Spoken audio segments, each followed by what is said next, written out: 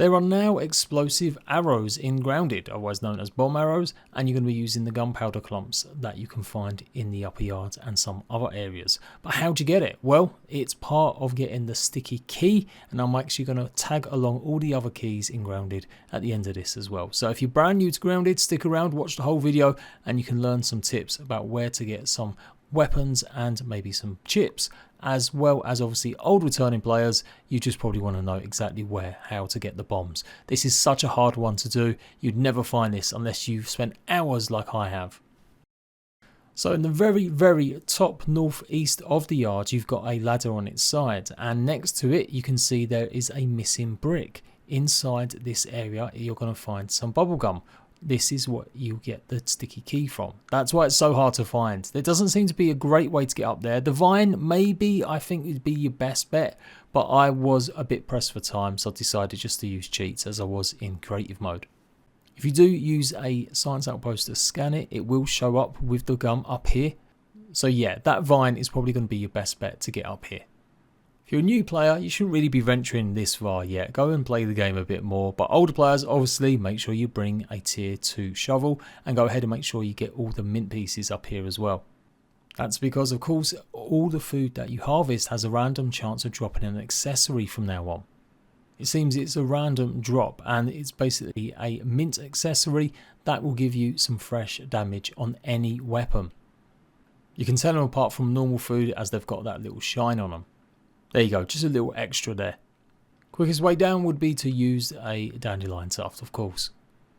Now you need to head over to the tyre in the upper yard, pretty close to the Java-matic in between the tool chest, and drop into this water, and there's the chest. There will be the spiny water fleas, so they're pretty dangerous, so look out for them, and there are some more upgrade materials in here as well. The only way out is to parkour up the leaves of this branch.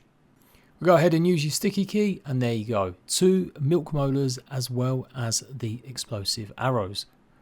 You will need gunpowder to make them. The best bet is to go to where you can find the green shield bug in the bag of fertilizer, or pretty much around the upper yard you'll find some of the gun caps that give you the gunpowder. You'll need splint arrows to craft them, as well as 2 fungal growth and 2 of the gunpowder clumps. As you saw from the start of the video, here I am showing them off how they worked in my live stream, where I went through all the armour and weapons so far.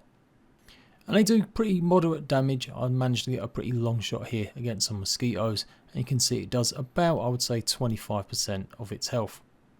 And yeah, just a little reminder now of where the other 3 keys are if you're relatively new or haven't played Grounded in a while. They're not full-blown guides, and there's lots of things to contend with, but it should at least give you a few clues about where to go and get them, and get either some new weapons or some more new unlocks.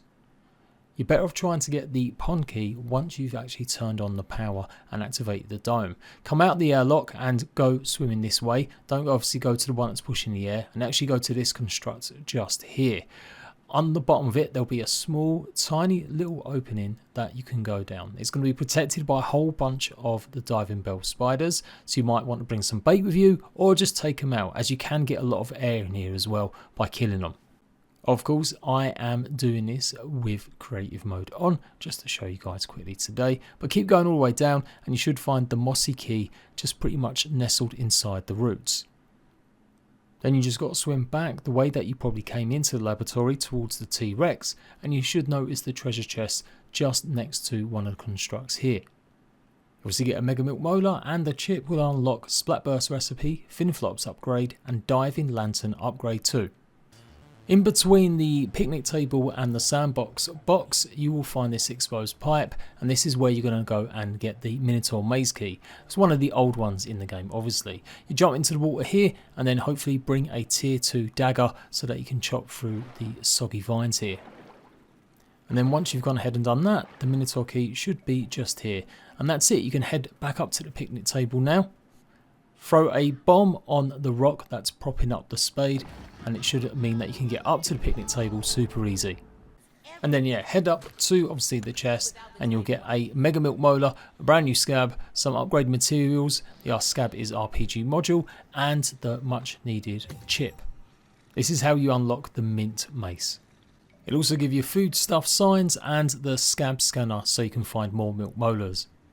So to get the sunken treasure key, you're going to have to go at 3 o'clock outside in the sandbox and there should be a shadow from the near spade, the blue one, and it will reveal the location of the key that you can dig down in. Swim round the sides to the treasure chest obviously, milk molar and the salt mace.